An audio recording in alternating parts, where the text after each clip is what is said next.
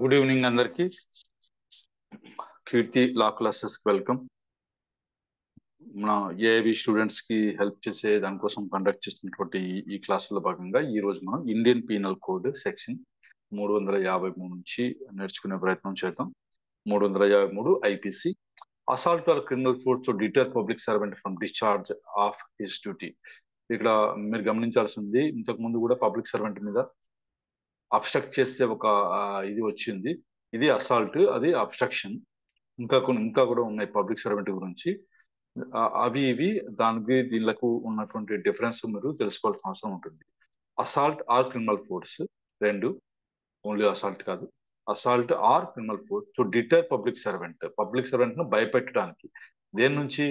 From discharge of his duty, అతను తన duty చెయ్యకుండా మీరు భయపెట్టడం కోసం అతని పైన అసాల్ట్ కానీ క్రిమినల్ ఫోర్స్ కానీ ఉపయోగిస్తే ఎంత శిక్ష పడుతుంది అన్నప్పుడు, whoever assaults user or uses criminal force to any person being a public servant in the execution of his duty as such public servant, అతను డ్యూటీ చేస్తూ ఉండాలా. అప్పుడు మనం ఇది చేస్తాం అనుకోండి, అసాల్ట్ కానీ క్రిమినల్ ఫోర్స్ కానీ, ఏ ఇంటెన్షన్ తో? With intent to prevent or deter that person from discharge his duty has such public servant. ఆ పబ్లిక్ సర్వెంట్ గా తన డ్యూటీని చెయ్యకుండా మనం భయపెట్టదంటే, డిటర్ అంటే భయపెట్టడం, ప్రివెంట్ అంటే నివారించడం. అది ఇలా కూడా దీనివల్ల అతను in consequence of anything done or attempted to be done by such person in the lawful discharge of his duty as such public servant, అది కూడా చట్టపరంగా చట్టబద్ధంగా తను చేయాల్సినటువంటి డ్యూటీస్ చేస్తున్నప్పుడు అతన్ని డిటర్ చేయడం, ప్రివెంట్ చేయడం కోసం అసాల్ట్ క్రిమినల్ ఫోర్స్ ఉపయోగించడం. వాళ్ళకి 2 years వరకు పడుతుంది, ఫైన్ కూడా పడుతుంది, లేదా రెండు కూడా విధించేటువంటి అవకాశం ఉంటుంది. 354 assault or criminal force to women with intent to outrage her majesty. ఎవరైనా సరే ఆడవాళ్ళ పైన ఇలా చేస్తారనుకోండి, అసాల్ట్ క్రిమినల్ ఫోర్స్ ఉపయోగించారనుకోండి వాళ్ళపైన, అది కూడా దేనికోసం? To with intent to outrage her modesty, వాళ్ళ యొక్క ఇదిని ఇది చేయడానికి, అవుట్రేజ్ చేయడానికి మనం ఇలా చేస్తే వాళ్ళకి 5 years వరకు పడేటువంటి అవకాశం ఉంది. ఖచ్చితంగా ఫైన్ కూడా విధిస్తారు. ఈ ఇంటెన్షన్ అనేది ఇది ఉండాలి, with intent to outrage her modesty అనేది ఉండాలి.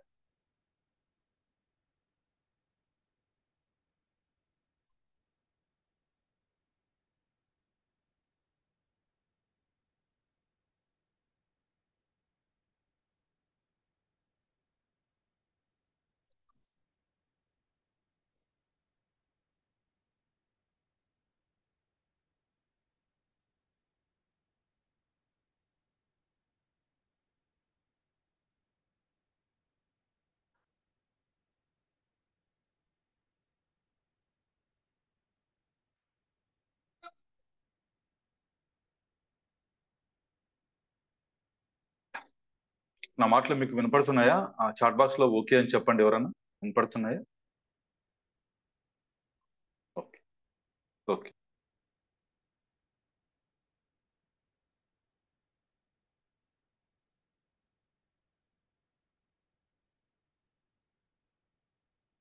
మూడు వందల 54A sexual harassment and punishment for sexual harassment. ఎవరైనా సరే సెక్షువల్ గా వేధించారనుకోండి, వాళ్ళకి వచ్చేసి మనకి ఆ ఇక్కడైతే term which may extend to 3 years fine పడుతుంది. సరే, తర్వాత ఈ క్లాజ్ 4 లో ఉన్నది చేశారనుకోండి, వాళ్ళకి extend to 1 year with fine or with both పడేటువంటి అవకాశం ఉంది. 354A ఇది కొత్త సెక్షన్. 354B వచ్చేసి ఇది వచ్చేసి assault or use of criminal force women with intent to disrobe. Disrobe అంటే తెలుసు కదా, డిస్పోజ్ అంటే వేసుకున్నటువంటి బట్టలు తీసేయడం అనమాట. అది 354B. ఉమెన్ కి ఇలా చేశారనుకోండి ఎవరైనా సరే, వాళ్ళకి ఎక్స్టెంట్ 7 years పడుతుంది. తక్కువ shall not be less than 3 years, which may extend to 7 years వరకు పడేటువంటి అవకాశం ఉంది. 354B ఇది వచ్చేసి డిస్రోబ్ అన్నదానికి వస్తుంది. డిస్రోబ్ ఎవరికి అన్నప్పుడు ఉమెన్ అన్నమాట, వాళ్ళకి. 354 వాయురిజము. ఇది దీని మీనింగ్ మీరు డిక్షనరీలో చూసుకోండి. ఇది వచ్చేసి లెస్ దాన్ 3 years అయితే ఉండదు. శిక్ష పడిందంటే 3 years, 3 years లేదా అంతకు మించే ఉంటుంది. 7 years వరకు వెళ్ళొచ్చు. ఫైన్ కూడా వేయచ్చు అనమాట. 354 స్టాల్కింగ్. ఎవరిని సరే వేధిస్తూ వాళ్ళ వెంటే తిరుగుతూ ఉంటారు అనుకోండి, అలాంటప్పుడు ఇది పెడతారు, స్టాల్కింగ్. దీనికి కూడా పనిష్మెంట్ వచ్చేసి మనకు which may extend to 5 years వరకు ఉంటుంది. 354 stalking. 355 assault or criminal force with to dishonour person otherwise దాని గ్రేవ్ ప్రొవోకేషన్. ఒక వ్యక్తిని అమర్యాదగా వాళ్ళని ఆ, అవమానించేదాని కోసం, డిజానర్ అంటే రెస్పెక్ట్ ఇవ్వకుండా ఇది చేసేదాని కోసం వాళ్ళపైన అసాల్ట్ ఆర్ క్రిమినల్ ఫోర్స్ ఉపయోగిస్తే, అది కూడా otherwise than on grave provocation.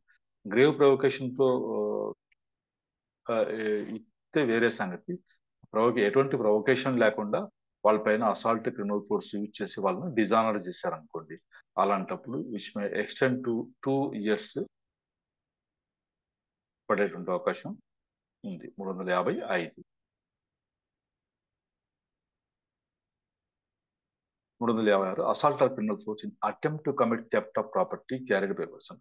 ఎవరైనా ఒక ప్రాపర్టీ తీసుకెళ్తున్నారు అనుకోండి, ఆ వాళ్ళ నుంచి దొంగిలించడం కోసం ప్రయత్నం చేసే క్రమంలో అటెంప్ట్ టు కమిట్ థెఫ్ట్ ఆ ప్రాపర్టీ క్యారీడ్ బై పర్సన్ ఇది చేస్తున్న క్రమంలో వాళ్ళపైన అసాల్ట్ క్రిమినల్ ఫోర్స్ ఉపయోగిస్తే ఏమవుతుంది అన్నప్పుడు which may extend to 2 years. మనం వేసుకుంటే చైన్ అవి లాక్కెళ్ళారు అనుకోండి, ఆ చైన్ వాచ్ అవన్నీ లాక్కెళ్ళారు అనుకోండి, అప్పుడు థెఫ్ట్ అవుతుంది. కానీ ఇది ఆ దొంగతనం చేసే క్రమంలో మన పైన దాడి చేయడం కూడా ఆ ఈ సెక్షన్ కిందకి వస్తుంది. 356. 357 assault or criminal force in attempt wrongfully to confine a person. మళ్ళీ ఆ ఒక వ్యక్తిని నిర్బంధించడం కోసము అటెంప్ట్ చేసి, అంటే ప్రయత్నం చేసి ఆ క్రమంలో వాళ్ళపైన అసాల్ట్ క్రిమినల్ ఫోర్స్ యూజ్ చేస్తే వాళ్ళకి 1 year వరకు పడేటువంటి అవకాశం ఉంది. ఫైన్ వచ్చేసి 1000 rupees వరకు, ఎక్స్టెండ్ టు 1000 rupees వరకు, లేదా రెండు కూడా విధించేటువంటి అవకాశం ఉంది. 358 assault or criminal force on grave provocation. Grave provocation దాంతో మనకు ఎవరన్నా ఉండండి క్షణికావేశం కలిగించారనుకోండి, ఆ అవతల వాళ్ళ పైన అసాల్ట్ క్రిమినల్ ఫోర్స్ మనం ఇచ్చేస్తే simple improvement for return which may extend 1 month with fine which may extend 200 rupees or with both అని చెప్పేసి ఉందన్నమాట. 352లో ఉన్నటువంటి ఎక్స్ప్లెనేషన్ దీనికి కూడా పనిస్తుంది. అంటే ఆ ఈ ప్రొవొకేషన్ కలిగి కలిగించడము అవతల వాళ్ళు కలిగించి ఉండాలి, మళ్ళీ వీడు వాడు గొడవపడి వాడు కోపం తెప్పించాడు అన్న విధంగా ఉండకూడదు అనమాట. ఇది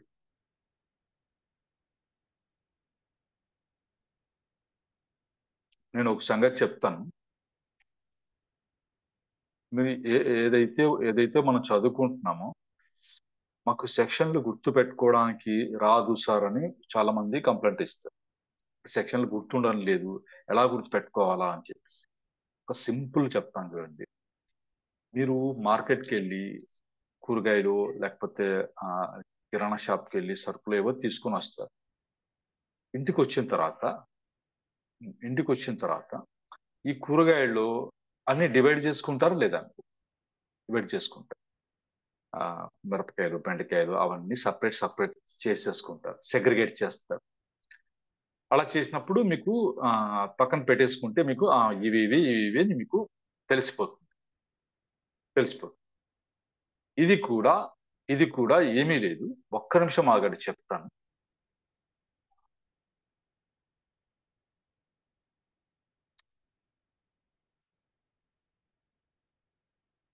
ఒక్క నిమిషము.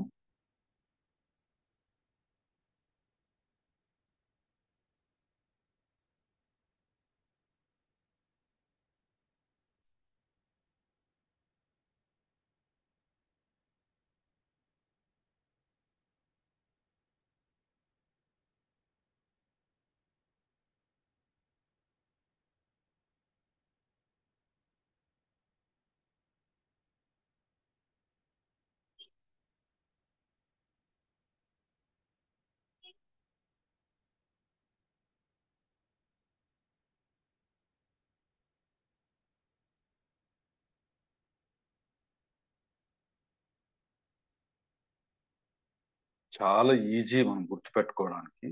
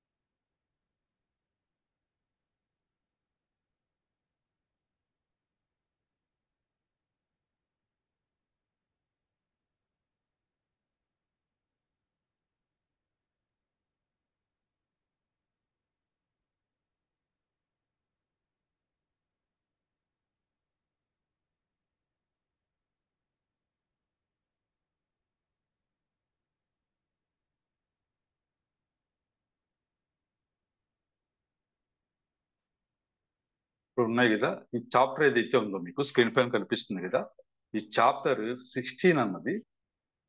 16 అన్నది దేంతో డీల్ చేస్తుంది అన్నప్పుడు, మానవ శరీరానికి సంబంధించిన నేరాలు, దాన్ని అఫెక్ట్ చేసేటువంటి నేరాలు అని చెప్పేసి ఒక చాప్టర్ అయితే ఇచ్చారు. మానవ శరీరానికి సంబంధించి దాన్ని అఫెక్ట్ చేసేటువంటి నేరాలు అని ఇచ్చారు. మళ్ళీ దాంట్లో కూడా సెగ్రిగేట్ చేశారు. ఇవి సపోజ్ ఇవి మిరపకాయలు ఏంటి, ఇవి అఫెన్సెస్ అఫెక్టింగ్ లైఫ్. అంటే లైఫ్ అంటే ఏంటి, మన బతికి ఉండేది లైఫ్, లైఫ్ జీవించడం అన్నమాట. ఆ లైఫ్ కి సంబంధించి అఫెక్ట్ చేసేటువంటి నేరాలు, అంటే లైఫ్ కి సంబంధించి అంటే ఆ లైఫ్ లేదనుకోండి చచ్చిపోతారు. అది చచ్చేది. అది ఎన్ని ఇచ్చారు చూడండి మీకు. ఇవన్నీ మనిషి లైఫ్ కు సంబంధించినటువంటి ఈ సెక్షన్. దాంట్లోనే ఏముంటుంది మీకు, కల్పల్ హోమ్స్ ఉంటుంది, మర్డర్ ఉంటుంది, ఆ ఇది ఉంటుంది చూడండి, దాని పనిష్మెంట్లు అవి ఉన్నాయి.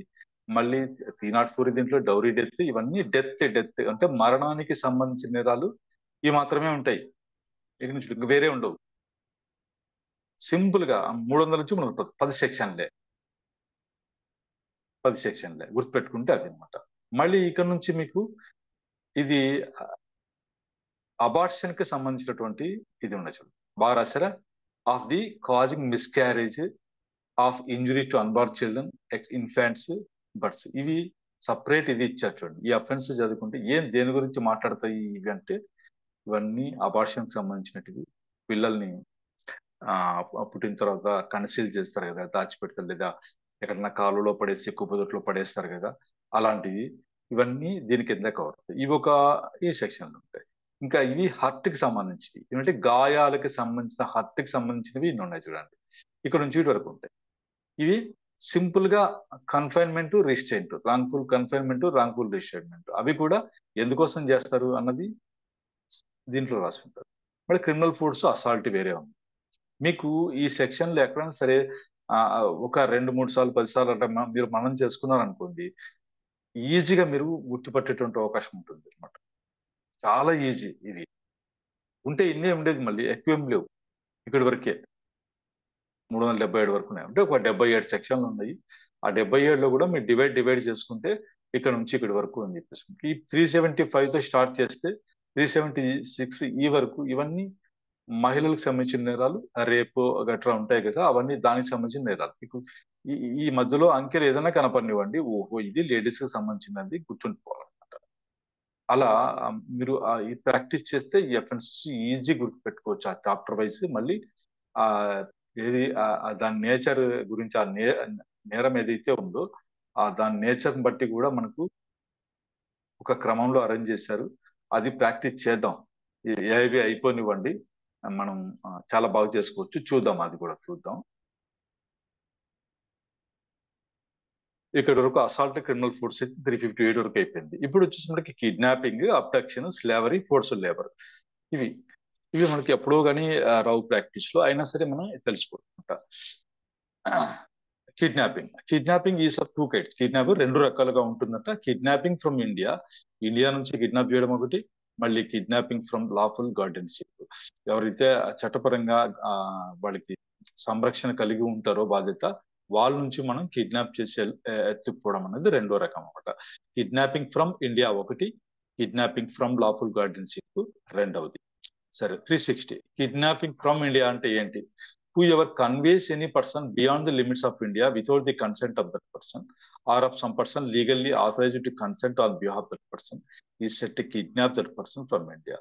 ఆ పర్సన్ యొక్క కన్సెంట్ లేకుండా, ఆ కన్సెంట్ లేకుండా, లేదు అతని కన్సెంట్ అన్నా కానీ, లేదా some person legally authorised to consent on behalf that person, ఈ పర్సన్ తరపున అతని గురించి లీగల్ గా ఆథరైజేషన్ ఇవ్వబడినటువంటి పర్సన్ ఎవరైతే ఉంటారంటే, అనుమతి ఇవ్వడానికి ఆ పర్సన్ యొక్క సమ్మతి లేకుండా, అంటే ఎవరైతే కిడ్నాప్ చేయబడతాడో వాడి కన్సెంట్ ఉండదు, ఇతని సంరక్షణ బాధ్యత ఆ లీగల్ గా ఆథరైజ్డ్ పర్సన్ ఉంటారు కదా, వాడి కన్సెంట్ గుండా లేకుండా ఈ వ్యక్తిని beyond the limits of India, అంటే ఇండియా బయటకు ఆ కన్వే చేశారనుకోండి, పంపించేశారనుకోండి, is said kidnap that person from India. అప్పుడు కిడ్నాప్ ఫ్రమ్ ఇండియా చేసినట్లు లెక్క అనమాట. Next kidnapping from lawful guardianship. ఇప్పుడు లాఫుల్ గార్డియన్షిప్ ని కిడ్నాప్ చేయాలంటే కొన్ని ఇది ఉంటాయి, ఇంగ్రీడియంట్స్ అయితే ఉన్నాయి ఇక్కడ చూడండి. Whoever takes or entices any minor under 16 years of age, whoever takes or entices any minor under 16 years of age, if a male person అయితే 16 years లోపల ఉన్నటువంటి minor, or under 18 years of age if a female, ఆడవాళ్ళు అయితే 18 years కి లోపల ఉన్నవాళ్ళు, అండర్ 18 years of age of female అనమాట. ఆడిని or any person of unsound mind, మతి స్థిమితం సరిగా లేని వాళ్ళు, లేదు వాళ్ళని టేక్స్ ఆర్ ఎంటైసెస్ తీసుకెళ్లడము లేదా ఎంటైస్ చేయడం, అలా వాళ్ళకి మరలు గొల్పడం, ఎంటైస్ చేయడం, ఏదో ఒకటి చెప్పి మాయమాటలు చెప్పి తీసుకోవడం అని అంటాం కదా. Out of the keeping of the lawful Guardian of such mind, ఆ మైండ్లకు సంరక్షకుడు ఎవరు ఉంటారో వాళ్ళ నుంచి వీళ్ళను టేక్ అరేంజ్ చేసి తీసుకెళ్లడం, లేదా ఏదో ఒకటి చెప్పి తీసుకెళ్ళడం, ఆ మైనర్ కానీ పర్సన్ అన్సౌండ్ అన్నట్టు. ఎలా? Without the consent of such guardian, ఆ గార్డియన్ యొక్క కన్సెంట్ లేకుండా తీసుకెళ్లారనుకోండి, అప్పుడు kidnap such minor or person from lawful guardianship అని అనుకోబడుతుంది. రెండో రకం కిడ్నాపింగ్ ఫ్రమ్ ఇండియా ఒకటి, కిడ్నాపింగ్ ఫ్రమ్ లాఫుల్ గార్డియన్షిప్ ఇది రెండవది అనమాట. ఇక్కడ మనకి ఎక్స్ప్లెనేషన్ లో అసలు గార్డియన్ అంటే ఎవరు ఉన్నప్పుడు, lawful guardian in this section include any person lawfully entrusted with the care or custody of such minor or other person. ఈ పిల్లాన్ని బాగా చూసుకో, ఈ బాధ్యత నీదే అని కస్టడీకి ఇచ్చారనుకోండి, వాళ్ళల్లా లాఫుల్ గార్డియనే అనబడతారు. అమ్మా నాన్న వీళ్ళు కాకుండా వీళ్ళు కూడా లాఫుల్ గార్డియన్ గానే అవుతారు. ఎక్సెప్షన్, మినహాయింపు ఏమి ఇచ్చారు?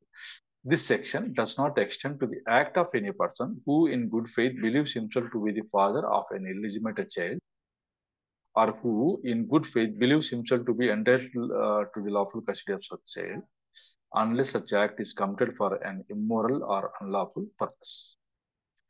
మామూలుగా ఇది చాలా చోట్ల చూస్తూ ఉంటాం, భార్యాభర్తలు గొడవ పడతారు,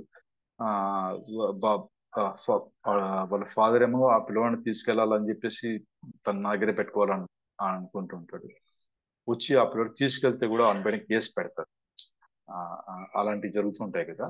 అది ఈ సెక్షన్, ఈ కిడ్నాపింగ్ అన్నది వాళ్ళకి వర్తించదు అంటున్నారు. ఎవరికి అన్నప్పుడు, any person who in good faith believes himself to be the father of an illegitimate child, అక్రమంగా పుట్టినటువంటి చైల్డ్కి నేనే తండ్రిని అని ఎవరు నమ్ముతారో వాళ్ళు తీసుకెళ్లారనుకోండి, ఈ సెక్షన్ వర్తించదు. Or who in good faith believes himself to be entitled to the lawful custody of such child, నాకు నేను కదా తండ్రిని, నేనే లాఫుల్ కస్టడీకి ఎంటైటిల్డ్ అని అతను నమ్ముతాడు కదా, వాళ్ళు ఈ పిల్లోడు నా దగ్గరే ఉండాలి అని, లాఫుల్ కస్టడీలో ఉండాలి, నా కస్టడీలో ఉండాలని ఎవరైతే గుడ్ ఫెయిత్ నమ్ముతారో వాళ్ళు ఏదైనా అలా చేస్తే మటుకు అది కిడ్నాపింగ్ కి రాదు. అయితే వాళ్ళు if such act is committed for immoral or unlawful purpose కోసం చేస్తే మటుకంటే, ఫాదర్ అయినా సరే, ఇల్లిజిటిమేట్ చైల్డ్ సరే, మామూలు ఇంకొక లాఫుల్ ఏ పర్సన్ అయినా సరే, వాళ్ళు ఈ పర్పస్ కోసం చేస్తే మటుకు అది కిడ్నాప్ కిందకి వస్తుంది. సొంత ఫాదర్ అయినా సరే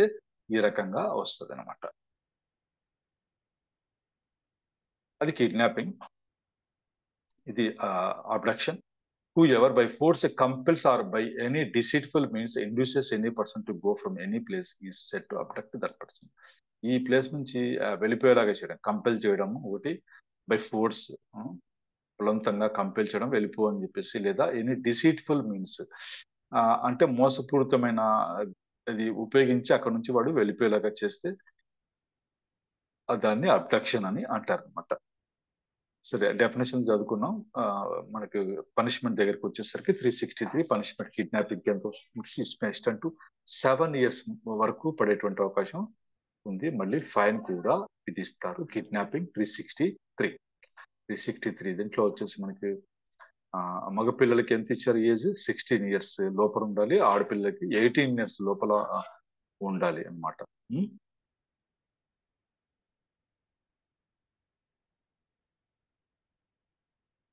363A kidnapping or maiming a minor for purpose of begging. మళ్ళీ కిడ్నాప్ చేసి తీసుకెళ్లి వాళ్ళతో భిక్షాటం చేయించారనుకోండి, బెగ్గింగ్ కిడ్నాప్ చేసినా సరే. మేమింగ్ ఏ మైనర్, మేమింగ్ అంటే ఏం లేదు,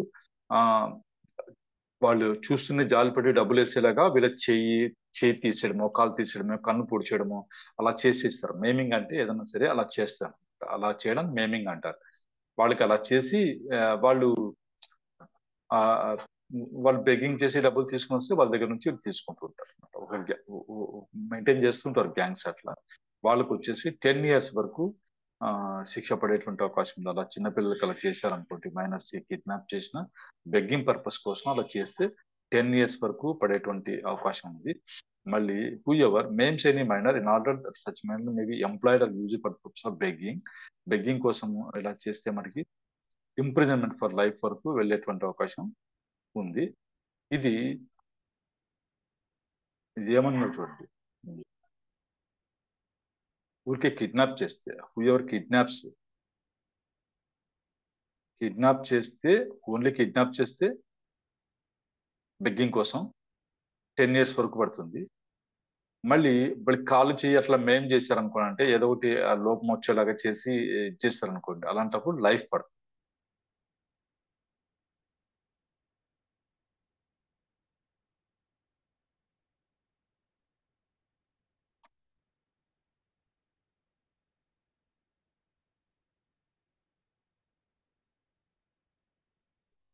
ఇందులో బెగ్గింగ్ అంటే ఏమేమి వస్తాయి అన్నది దీనిలో రాశారు చూడండి. బెగ్గింగ్ అంటే ఇవన్నీ బెగ్గింగ్ వస్తుంది. మైనర్ అన్నప్పుడు కూడా మనకు అంతకుముందే చెప్పుకున్నట్లుగా మేల్ పర్సన్ అయితే under 16 years of age, female వచ్చేసి person under 18 years of age అనమాట. 364 kidnapping or abducting in order to murder. హత్య చేయడం కోసం ఎవరైనా కిడ్నాప్ చేసినా, అబ్డక్షన్ చేసినా కూడా మీకు శిక్ష అయితే ఇంప్రిజన్మెంట్ ఫర్ లైఫ్ పడుతుంది, లేదా which may extend to 10 years వరకు రిగరస్ ఇంప్రిజన్మెంట్, మళ్ళీ ఫైన్ కూడా పడుతుంది. ఇక్కడ ఇల్లస్ట్రేషన్స్ ఇచ్చారు. A kidnaps Z from India అంటే ఇండియా నుంచి కిడ్నాప్ చేసేది అనుకున్నాం కదా ఒక రకం, అది intending or knowing to be likely the Z may be sacrifice to an idol అనమాట. ఒక విగ్రహానికి బలి ఇస్తారు అని తెలిసి కూడా వాడు వచ్చేసి జడ్ ని ఇండియా నుంచి కిడ్నాప్ చేస్తాడు. అప్పుడు A has committed the offence defined in the section, ఈ సెక్షన్ కింద 364 కింద వాడికి పడుతుంది. ఎందుకంటే మర్డర్ చేయడం కోసం కిడ్నాప్ చేశారు, అబ్డక్ట్ చేశారు కాబట్టి.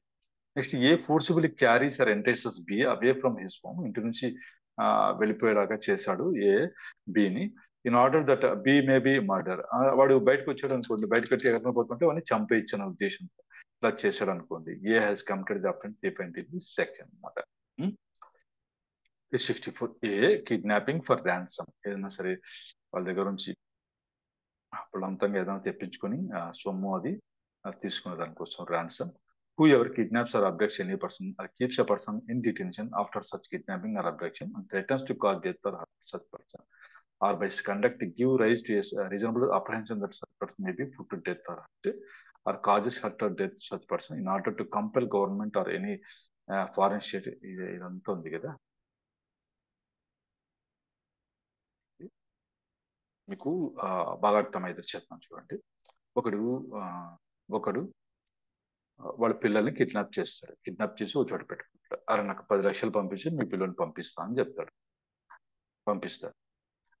వీళ్ళు అది ఇది చేస్తారు, కొంచెం లేట్ చేసేసరికి ఆ పిల్లవాడికి ఏలు కట్ చేస్తారు. ఏలు ఒక ప్లాస్టిక్ కవర్లో పెట్టి దాన్ని పెట్టి వాళ్ళ ఇంటికి పంపిస్తారు. పార్సల్ పంపిస్తారు.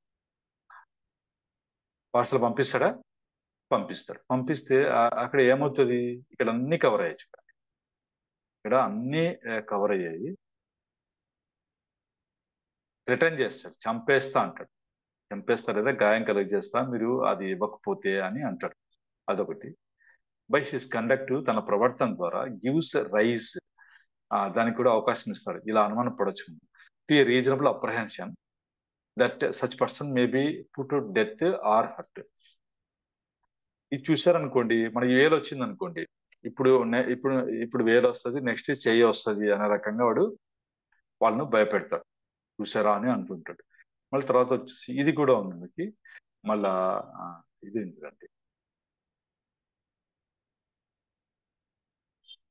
ఈ గవర్నమెంట్ కానీ ఫారిన్ స్టేట్ ఇది ఉన్నాయా, వీళ్ళని ఎనీ పర్సన్ వీళ్ళందరినీ to do or abstain from doing any act to pay ransom. ఇది వచ్చేది ర్యాన్సమ్ అంటే డబ్బు సంబంధించినది కాదు, డూయింగ్ ఎనీ యాక్ట్ కూడా ఇచ్చారు. ఒక ఎగ్జాంపుల్ చెప్తాను మీకు. ఒకసారి కాందహార్లో విమానంలో ప్రయాణికులు ఉన్నప్పుడు వాళ్ళు ఆ అరే చంపేస్తాం వీళ్ళందరినీ, ప్రయాణికులను చంపేస్తాం, మా వాడిని విడిచిపెట్టండి అని గవర్నమెంట్ అడుగుతారు. పంపిస్తారు. అప్పుడు వాళ్ళు వదిలేస్తారు, వీళ్ళని కూడా వదిలేస్తారు. అది గుర్తుపెట్టుకోండి.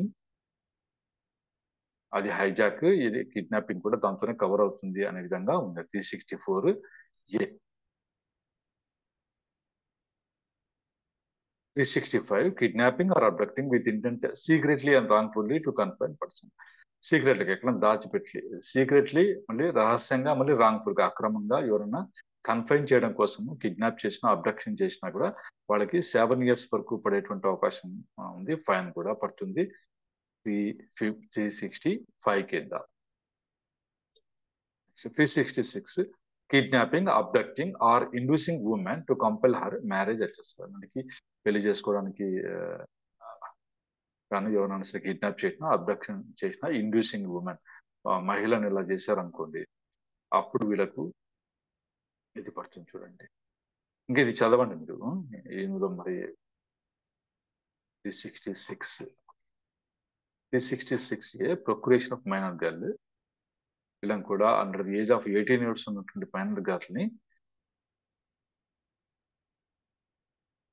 వ్యభిచారం కోసం అనుకోండి, దానికోసం ఇలా చేస్తే మనకి మే ఎక్స్టెండ్ టు 10 years వరకు పడేటువంటి అవకాశం ఉంది. 366B ఇది ఎవరైనా ఇండియా బయట నుంచి, అవుట్ సైడ్ ఇండియా నుంచి దీనిగా తీసేయలేదా, ఇది ఇంకా అట్లే ఉందా, తీసుకొచ్చారు అనుకోండి ఈ పర్పస్ కోసం, shall be punishable extend to 10 years అని ఉంది చూడండి. 366B. 367 kidnapping or abducting in order to subject person to grievous hurt slavery అనమాట. Whoever kidnaps or abducts any person in order such person may be subjected or may be so disposal of such to put in danger of being subjected grievous hurt or slavery. ఎవరితో బానిసగా తీసుకెళ్లారనుకోండి, slavery అంటే ఏమిటి, కట్టు బానిసత్వం ఉంటారా, slavery బానిసగా ఉండడం అనమాట.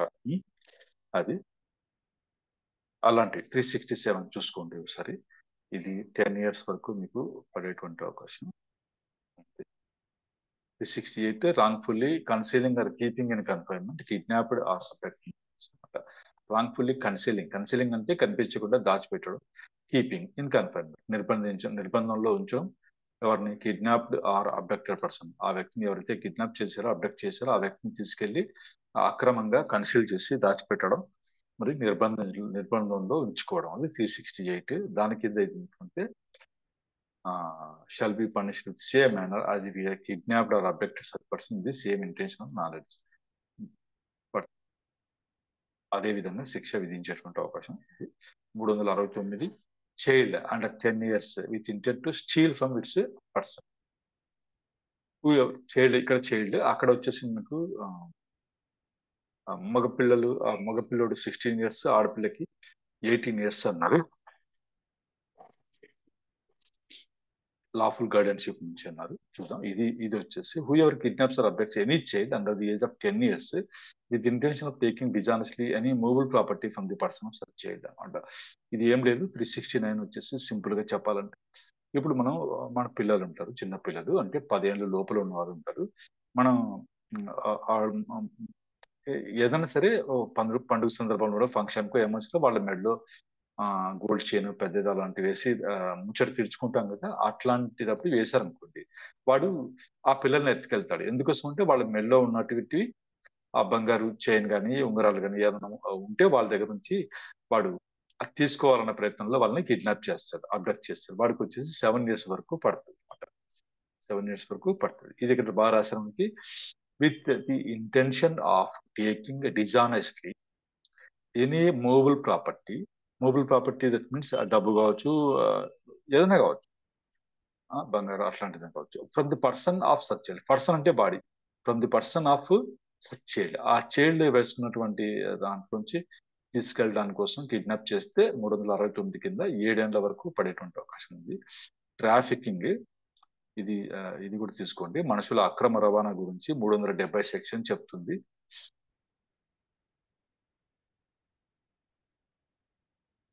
మనుషుల అక్రమ ట్రాఫికింగ్ హ్యూమన్, ఇది వచ్చేసి వీళ్ళకి B punished with imprisonment for life పడుతుంది వీళ్ళకి.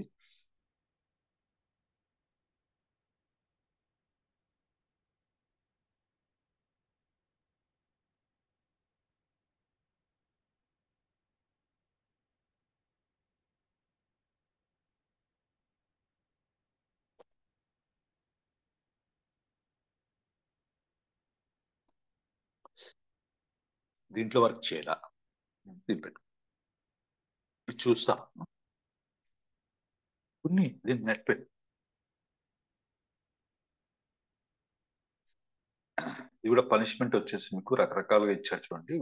వాళ్ళు చేసే పని బట్టి ఏ పర్పస్ కోసం చేశారో ఆ దాన్ని బట్టి ఇక్కడ which may extend to 10 years ఎప్పుడు, మళ్ళీ shall not be less than 10 years which may extend to imprisonment for life అని ఒక చోట, మళ్ళీ rigorous imprisonment for a term which shall not be less than 10 years చోట, which may extend to imprisonment for life ఇది ఒక చోట, ఇలా ఇచ్చారు చూడండి.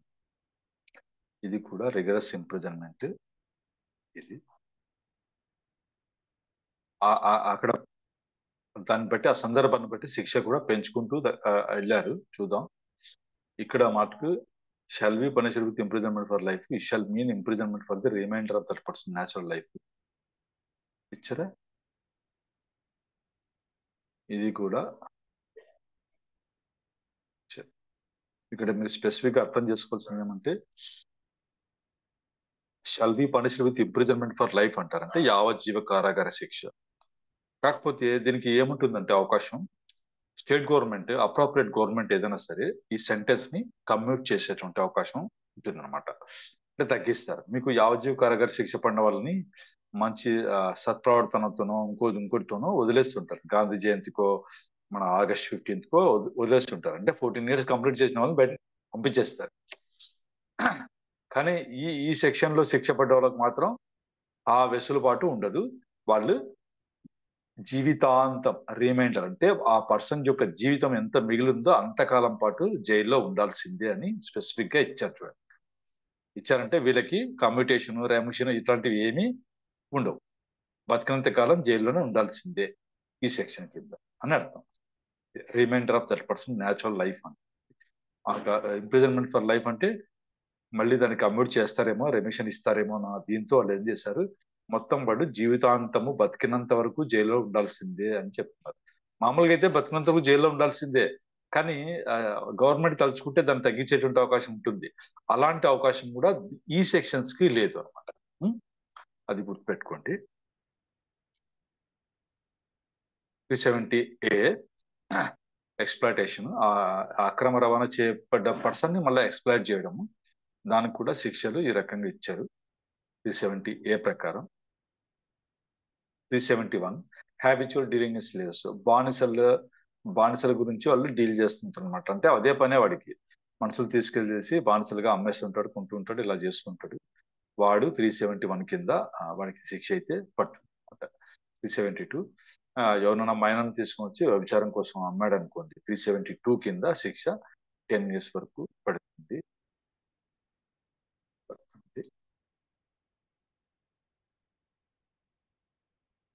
ఇది ఒకసారి చూసుకోండి 372.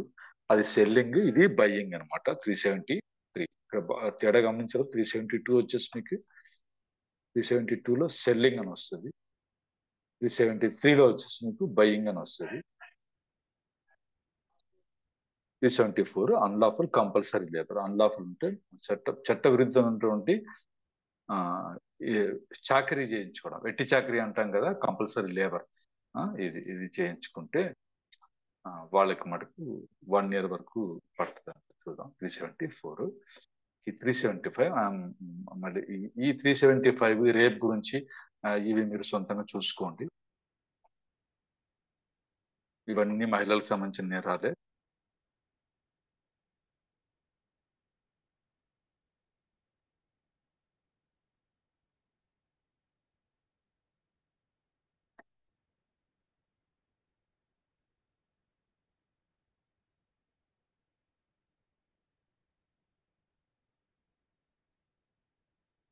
ఈ 377 కూడా స్టాక్ ఆఫ్ చేసింది సుప్రీంకోర్టు, లేదనుకుంటాను ఇప్పుడు. చూద్దాం. ఇకపోతే మనకు దాని తర్వాత అతి ముఖ్యమైనది చాప్టర్ 17. ఫస్ట్ ఇది మానవుని శరీరానికి సంబంధించిన నేరాలు, ఇవి ఆస్తికి సంబంధించిన నేరాలు.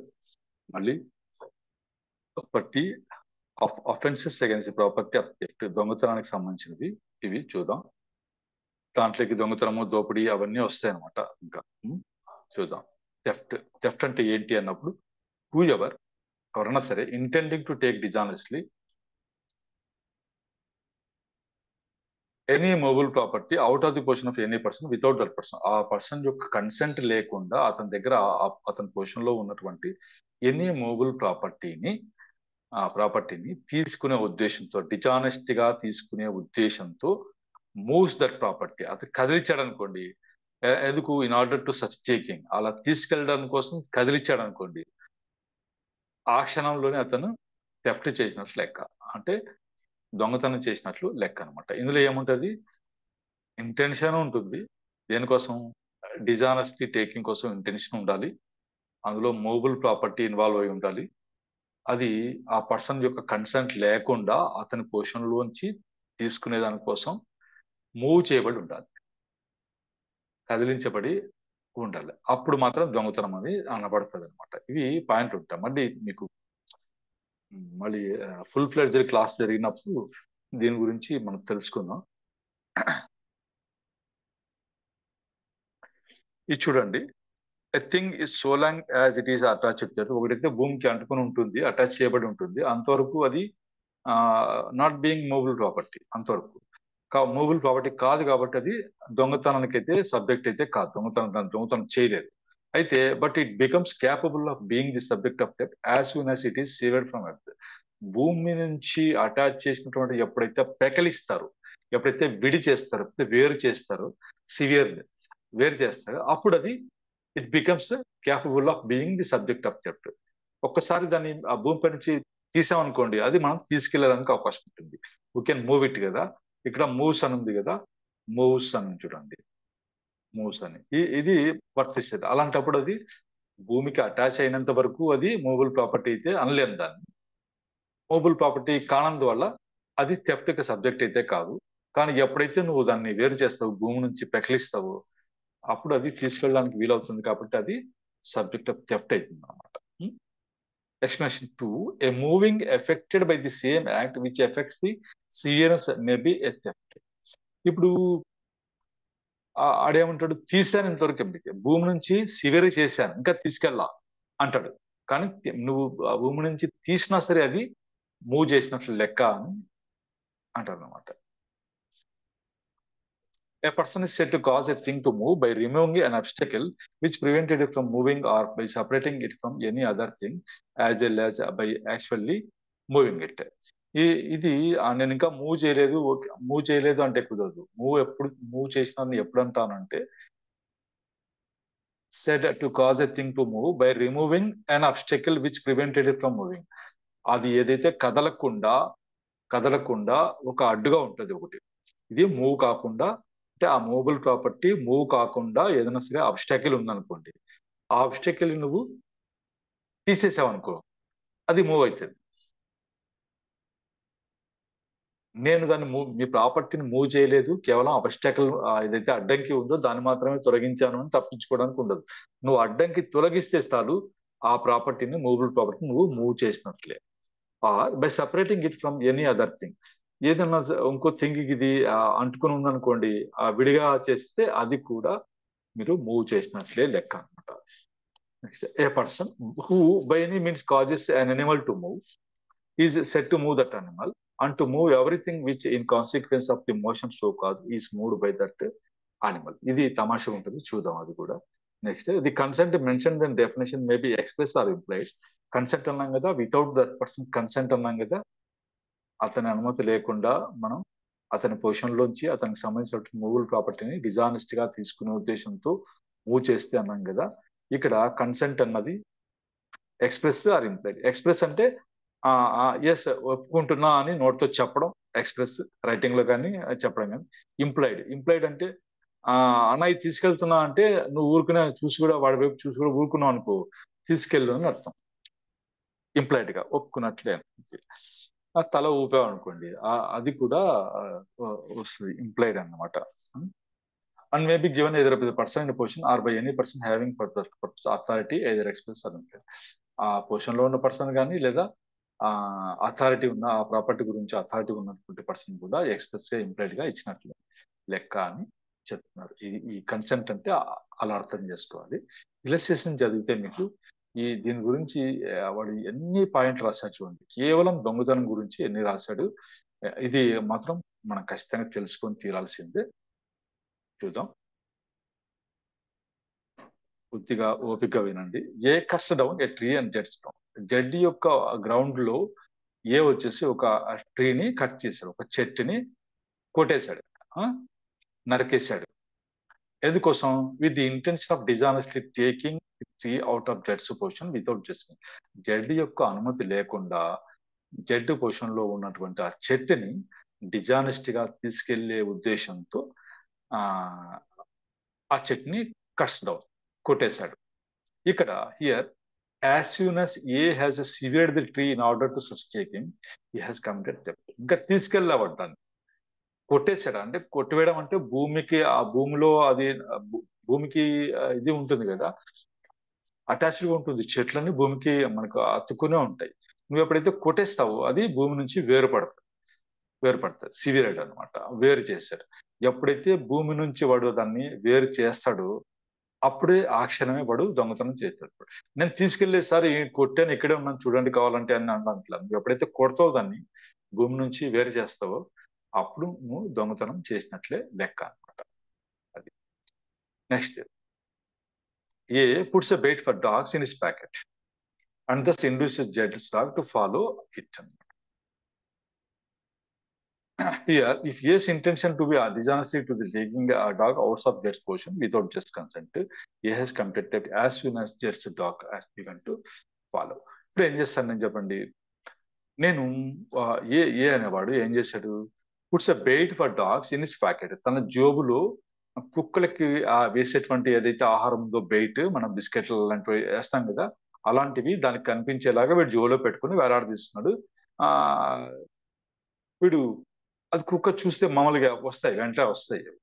ఎప్పుడైతే ఆహారం చూస్తాయో బెయిట్, అది పాపం and thus induce Z dog to follow it.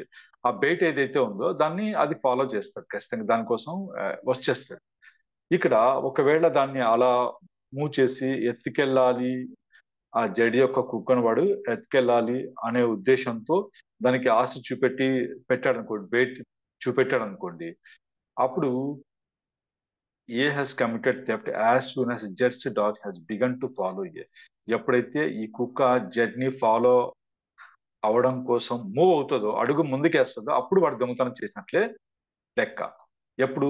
ఒకవేళ అతని ఇంటెన్షన్ ఆ కుక్క ఎత్తుకెళ్ళడం అయితే అన్నమాట. ఇది కుక్కను ఎత్తుకెళ్ళడం ఏంటి సార్ అనుకోదండి. కుక్కల్ని ఎత్తుకెళ్ళి లక్షలు సంపాదించే వాళ్ళు ఉన్నారు దేశంలో. అయిందా? మళ్ళీ పెద్ద పెద్ద వెహికల్స్ లో వస్తారు. ఇది A meets a bullock carrying a box of treasure. Bullock ఎద్దు ఏం చేస్తుంది? ఎద్దు ఒక నిధిని ఎత్తుకెళ్తుంది. అంటే అందులో నిధి అంటే నిధి అని కాదు, ట్రెజర్ అంటే మామూలుగా ఒక బాక్స్ లో అవన్నీ బంగారు నగలు డబ్బు అన్ని పెట్టారనుకోండి. అది బులక్ ఎద్దు మోసుకుంటూ వెళ్తా ఉంది. ఆడ ఏం చేశాడు? He drives the bullock in certain direction in order that he may డిజానెస్ట్లీ take treasure అనమాట. అది మామూలుగా అది స్ట్రైట్ గా వెళ్లాల్సిన ఎద్దుని వీడు ఒక డైరెక్షన్ లోకి డ్రైవ్ చేశాడు, అంటే తోలాడు. మామూలుగా ఇది స్ట్రైట్ గా వెళ్ళాలి, అక్కడికి లెఫ్ట్ కి వెళ్ళడానికో ఇంకో అందులోకి వెళ్ళడానికో అతను దాన్ని డ్రైవ్ చేశాడు. As soon as the bullock begins to move, అప్పుడు ఆ ఎద్దు మూవ్ కావడం ఎప్పుడు మొదలెడుతుందో అప్పుడు ఏ has committed theft of the treasure. ఎందుకు? ఇంకా వాడు ముట్టను కూడా ముట్టిండాడు దాన్ని, కానీ ఆ ఆ బాక్స్ ఏదైతే ఉందో ట్రెజర్, ఆ బాక్స్ ను వీడు ఎత్తుకెళ్లాలనే ఉద్దేశంతో ఎద్దును తోలాడు పక్కకి. అది అది ఆ ఎద్దు వెళ్తున్న డైరెక్షన్ లో కాకుండా వేరే డైరెక్షన్ లోకి దాన్ని డ్రైవ్ చేశాడు. చేస్తే ఏమైతుంది? అది ఏ చిన్న సందులోకో ఎవరు లేని చోటుకో వెళ్తే అక్కడ నుంచి దాన్ని ఎత్తుకెళ్ళొచ్చని వాడు ఇది అనమాట. అలాంటప్పుడు ఎద్దు ఎప్పుడైతే పక్కకి మూవ్ అవుతుందో అప్పుడే వాడు థెఫ్ట్ చేసినట్లే. వాడు దాన్ని ముట్టుకోకపోయినా సరే, తీసుకోకపోయినా సరే అని అర్థం. ఏ బీయింగ్ జడ్జ్ సర్వెంట్, ఏ వచ్చేసి జడ్జ్ యొక్క సర్వెంట్. మళ్ళీ వాడికి ఏమి ఓడింది అంటే, and interested by judge with care of judge plate. అరే ఈ ప్లేట్ తీసుకుని జాగ్రత్తగా పెట్టు అని చెప్పేసి ఇచ్చాడు అనమాట. ఇస్తే డిజానెస్ట్లీ రన్స్ అవే విత్ ప్లేట్. ఆ ప్లేట్ ఎత్తుకొని వాడు పారిపోయాడు పాపం. పారిపోతే ఏ హ్యాస్ కమిటెడ్ థెఫ్ట్. జడ్డు వచ్చేసి వాడికి ప్లేట్ ఇచ్చి అరే దీన్ని జాగ్రత్తగా చూసుకొని ఇచ్చాడు, ఎంట్రస్ట్ చేశాడు. కానీ వాడు దీన్ని ఎత్తుకెళ్ళాడు, పారిపోయాడు, రన్స్ అవే. కాబట్టి వాడు దొంగతనం చేసినట్లే.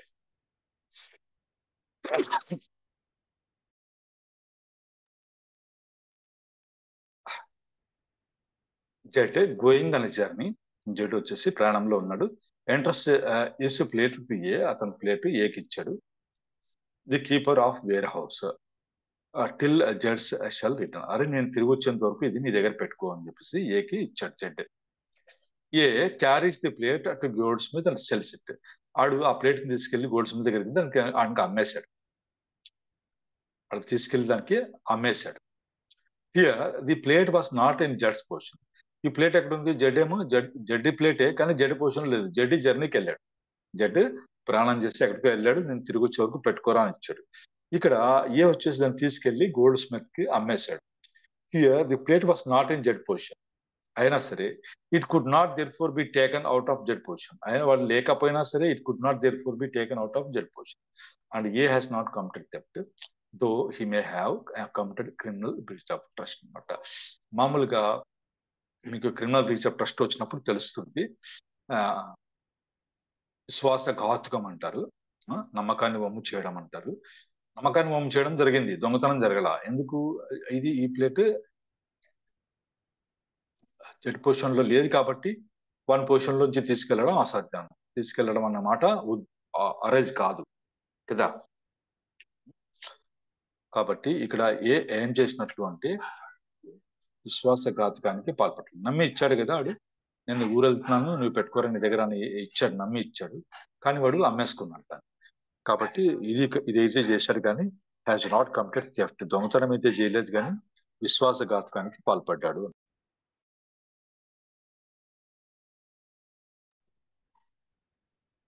ఏ finds a ring belonging to Z on table in the house of Z occupies. Z యొక్క ఇంట్లో జడ్ టేబుల్ పైన ఎక్కువ జడ్ యొక్క రింగ్ ఏ చూశాడు. చూసి here the ring is in Z position. వాళ్ళ ఇంట్లో ఉంది కాబట్టి వన్ టేబుల్ మీద కాబట్టి జడ్ పొజిషన్ లో ఉన్నట్లు లెక్క. And if A dishonestly removes it, ఏం కదా ఏ ఒకవేళ ఉంగరం తీసుకున్నాడు అనుకోండి, అంటే జడ్ జేబులో లేకపోయినా సరే టేబుల్ పైన ఉంది. జడ్ ఇంట్లో టేబుల్ పైన ఉంది కాబట్టి జడ్ పొజిషన్ లో ఉన్నట్లే లెక్క. ఇక్కడ A finds ring lying on the high road not in the possession of any person. Z వెళ్తున్నాడు రోడ్డు పైన, ఒక ఉంగరం అయితే కనపడింది, దాన్ని తీసుకున్నాడు. A by taking it commits ఆ రోడ్ లో పడిన తీసుకుంటే దొంగతనం అనేది కాదు. Though he may commit criminal misappropriation of property. తర్వాత అతను వాడుకున్నాడు అనుకోండి, దాన్ని అక్రమంగా మిస్అప్రోప్ చేశాడు అనుకోండి, అది చేయొచ్చు కానీ కమిట్స్ నో థెఫ్ట్. ఎందుకంటే అతను ఎవరి పొజిషన్ లోంచి దాన్ని తీసుకోవాలా, రోడ్లో దొరికింది. A sees a ring belonging to Z lying on table Z house. ఇది జడ్ జడ్ ఇంట్లో టేబుల్ పైన రింగ్ ని చూశాడు A. Not venturing to misappropriate the ring immediately for fear of search and detection. A hides the ring in a place where it highly improbable that it will ever be found by Z, with the intention of taking the ring from the hiding place and selling it when the loss is forgotten. Here, A at the time of first moving the ring commits theft. వాళ్ళకి ఏం చేశాడు? ఏ వచ్చేసి ring చూశాడు, Z ఇంట్లో table పైన ring చూశాడు.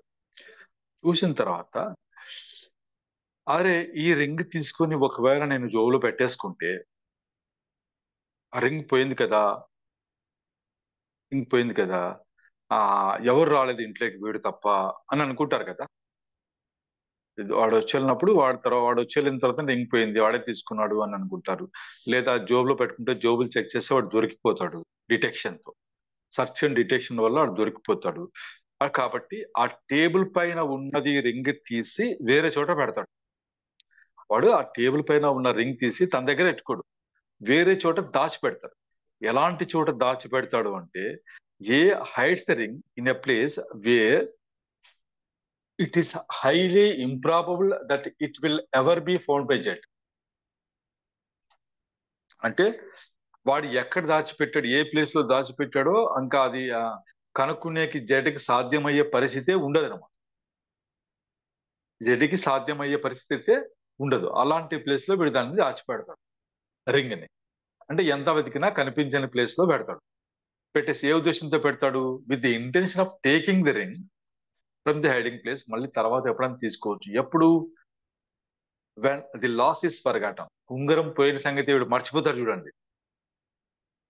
ఉంగరం గురించి వీడు మర్చిపోయినప్పుడు వాడు ఆ ఉంగరం తీసుకెళ్ళి అమ్ముకుంటాడు. ఆ ఉద్దేశంతో దాచిపెట్టాడు. అలా చాలా మంది చేస్తుంటారు.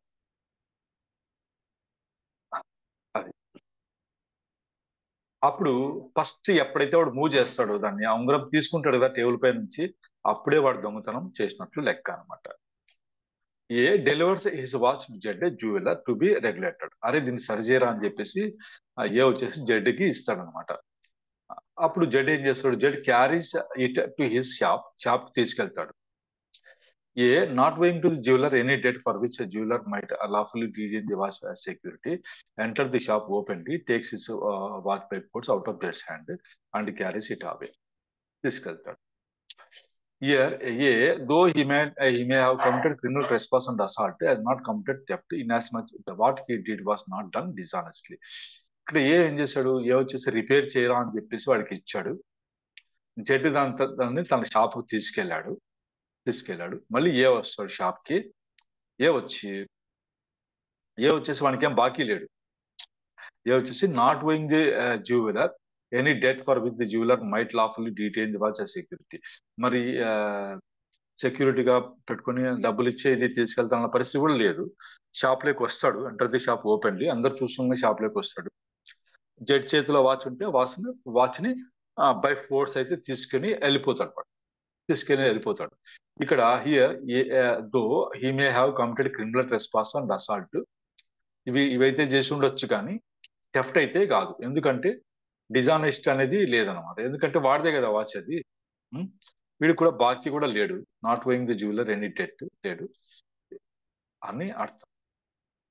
ఇఫ్ ఏ ఓస్ money to Z for repairing the watch, ఒకవేళ జెడ్ వాచ్ రిపేర్ చేసినందుకు డబ్బులు ఇవ్వాల్సి ఉంటే, and if Z retains the watch lawfully as security for Z, వాడు పెట్టుకున్నాడు అనుకోండి, అంటే డబ్బులు ఇచ్చి తీసుకెళ్ళు అనేలాగా పెట్టుకున్నాడు అనుకోండి, అప్పుడు if A take the watch out of Z position with intention of depriving zeds of property as security for Z, ఈ commits theft.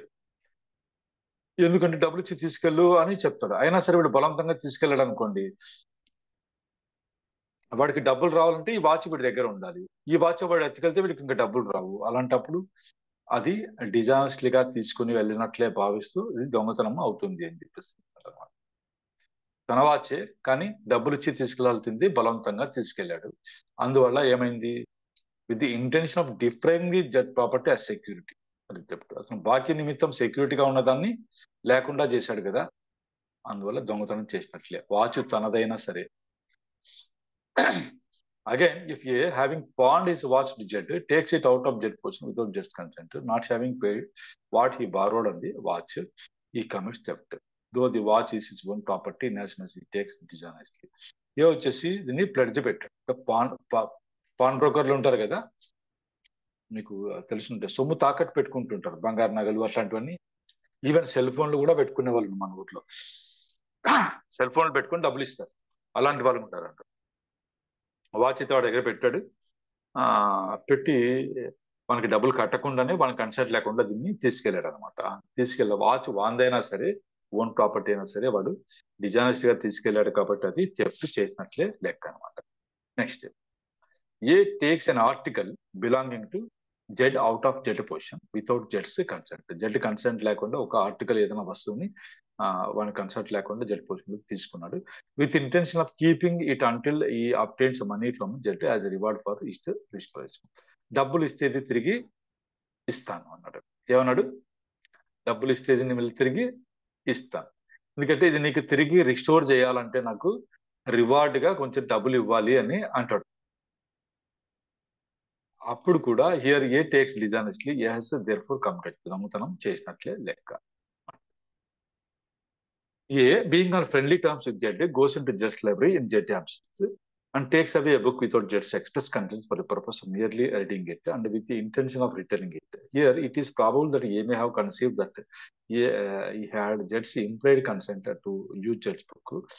If this was A's impression, A has not come to that. A వచ్చేసి ఏ Z friends ఇద్దరు మళ్ళీ ఆ ఆ స్నేహాన్ని ఇది పెట్టుకుని వాళ్ళు జెడ్ యొక్క లైబ్రరీకి, జెడ్ లేనప్పుడు లైబ్రరీకి వెళ్తాడు, ఒక బుక్ కూడా తీసుకుంటాడు. అంటే జెడ్ యొక్క తీసుకోరా అని ఎక్స్ప్రెస్ కన్సెంట్ లేకుండా కూడా తీసుకుంటాడు, చదవడం కోసం మళ్ళీ తిరిగి చదివి తిరిగి ఇచ్చేసే ఉద్దేశంతో తీసుకుంటాడు పాపం. Here it is probable that A may have conceived that he had జెడ్స్ implied consent to use Z book. A అనుకుంటూ చేద్దా, నా ఫ్రెండే కదా, ఏమంటాడు, బుక్ తీసుకెళ్తే మళ్ళీ తిరిగి ఇస్తాను కదా. వాడు ఇంప్లైడ్లీ కన్సెంటెడ్ అంటే వాడు చెప్పకపోయినా నాకు కన్సెంట్ ఇచ్చినట్లే అని అనుకుంటాడు, నా ఫ్రెండే కదా అనుకుంటాడు. అది వాడి ఇంప్రెషన్. అయితే వాళ్ళు అలా అనుకుని ఉంటే ఏ హ్యాస్ నాట్ కంప్లీట్, అతను దొంగతనం చేసినట్లు కాదు. అంటే జెడ్ సమ్మతి లేకుండా జెడ్ యాబ్సెన్స్ లో జెడ్ లైబ్రరీకి వెళ్ళి బుక్ తీసుకుని వెళ్ళినా సరే దొంగతనం అయితే కాదు, ఎందుకంటే అతనికి ఇంటెన్షన్ ఉంది, nearly reading it and intention of returning it అనమాట. జెడ్ యొక్క ఇంప్లైడ్ కన్సెంట్ ఉంది అనుకుని ఏ అలా చేశాడు, ఇద్దరు ఫ్రెండ్సే కాబట్టి నాట్ థెఫ్ట్ అని చెప్తున్నారు. ఇక్కడ ఏ ఆస్క్ చారిటీ ఫ్రమ్ జెడ్స్ వైపు, జెడ్ యొక్క భారం నుంచి ఏ అమ్మా కొంచెం ఏదైనా ధర్మం చేయమా అన్నాడు. అంటే ఆమె వాడికి డబ్బులు ఇచ్చింది, ఫుడ్ క్లాత్స్ కూడా ఇచ్చింది. Which A knows to belong to Z అనమాట. ఏ ఏ తెలుసు ఏమని, ఇది జెడ్ ఇది జెడ్ బట్టలు, ఇవి ఫుడ్ క్లాస్, ఈ బట్టలు వాడికి చెందినవి అని తెలుసు అనమాట. She gives a money. Zeds wife కి పేరు లేదు ఇక్కడ, ఊరికే జెడ్స్ వైఫ్ అన్నారు. జెడ్ వైఫ్ ఏం చేసింది, ఏకి డబ్బులు ఇచ్చింది, ఫుడ్ ఇచ్చింది, క్లాత్స్ కూడా ఇచ్చింది. అవి ఏకి తెలుసు, ఏ ఎవరు అడుగు తినేవాడు, వాడికైతే తెలుసు ఇవి జెడ్ బట్టలు. జెడ్ ఎవరు అంటే ఏదైతే ఈమె ఇస్తోంది కదా డబ్బులు, అవి వాళ్ళ యొక్క హస్బెండ్ అనమాట. Here it is probable that A may conceive that జెడ్స్ wife is authorised to give away alms అంటున్నట. ఇది తెలుసు కదా మామూలుగా, ఆమె బట్టలు ఫుడ్ అవి ఇచ్చిందంటే వాళ్ళ మొగుడు ఒప్పుకున్నాడే, వాళ్ళ మొగుడు ఆమెకి అధికారం ఇచ్చి ఉంటాడు లేండి, అంత లేనిది ఆమె ఇస్తుందా అని వీడు అనుకుంటాడు, అడుగు తినేవాడు. ఇప్పుడు ఇది వీడి యొక్క ఇంప్రెషన్ అయి ఉంటే ఏ హ్యాస్ నాట్ కమిటెడ్ థెఫ్ట్ అనమాట. అంతవరకు వెళ్ళి చూడండి. ఇది ఇది ఎందుకు ఇచ్చాడో ఏమో అర్థమే కాలేదు. చూద్దాం నెక్స్ట్. ఇంకా ఇది వదిలేండి, ఇది మళ్ళీ తర్వాత చూసుకోండి. A in good faith believing property belonging to Z to be A's own property takes that property out of B's position. A in good faith believing a property belonging to Z to be A's own property. ఇది takes that property out of B's position. Here A does not take dishonestly. He does not commit theft.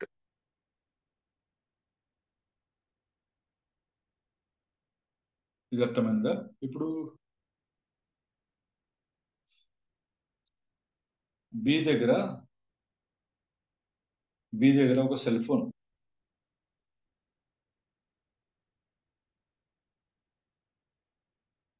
B దగ్గర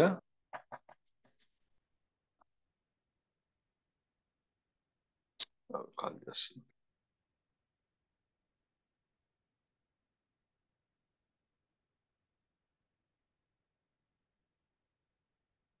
B దగ్గర ఒక cell phone ఉంది. B దగ్గర ఉన్న cell phone ఎవరిది అంటే Z. బాగా అర్థం చేసుకోండి. బి దగ్గర ఒక సెల్ ఫోన్ ఉంది.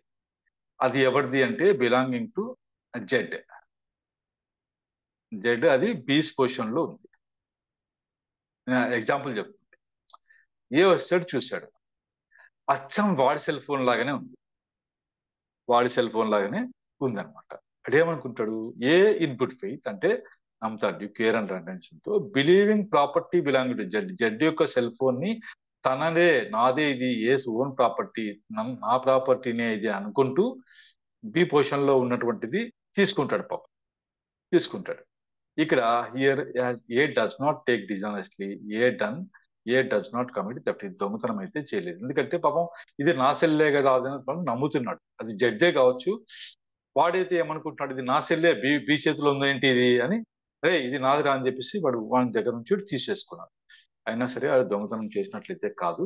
ఇక్కడ డిజానెస్ట్ గా తీసుకోనందువల్ల, తనది అనుకున్నాడు కాబట్టి. 379 కింద ఇప్పుడు ఇందాక మాట్లాడుకున్న వీటన్నిటి విషయంలోనూ దీనికి థెఫ్ట్ కి పనిష్మెంట్ అయితే which may extend to 3 years with fine or with both పడేటువంటి అవకాశం ఉంది. మరి అది థెఫ్ట్, దొంగతనం మామూలుగా. ఇది theft in dwelling house etcetera. Whoever commits theft in building tent vessel which building tent vessel is used like human dwelling or used for the custom property. ఇది నివాసం, మనుషుల నివాసం ఉండేటువంటి ఈ బిల్డింగ్, టెంట్, వెజల్ ఇవన్నీ వీటిల్లో కానీ, లేదా ప్రాపర్టీ ఉంచుకునే దానికోసం ఉపయోగించేటువంటి వీటిలో కానీ దొంగతనం చేస్తే వాడికి 7 years వరకు పడేటువంటి అవకాశం ఉంది. సెక్షన్ మారిపోతుంది అనమాట. బయట చేసినప్పుడు 379 ఒక రకంగా ఉంది. ఇలా చేస్తారనుకోండి దీనికి 7 years వరకు పడుతుంది. 380. 381 theft by clerk or servant property in position of master. Master యొక్క పొజిషన్ లో అంటే యజమాని యొక్క పొజిషన్ లో ఉన్నటువంటి ప్రాపర్టీని సర్వెంట్ కానీ క్లర్క్ కానీ దొంగతనం చేస్తే ఏమవుతుంది అంటే వాళ్ళకి 7 years వరకు పడుతుంది. ఫైన్ కూడా పడేటువంటి అవకాశం ఉంది.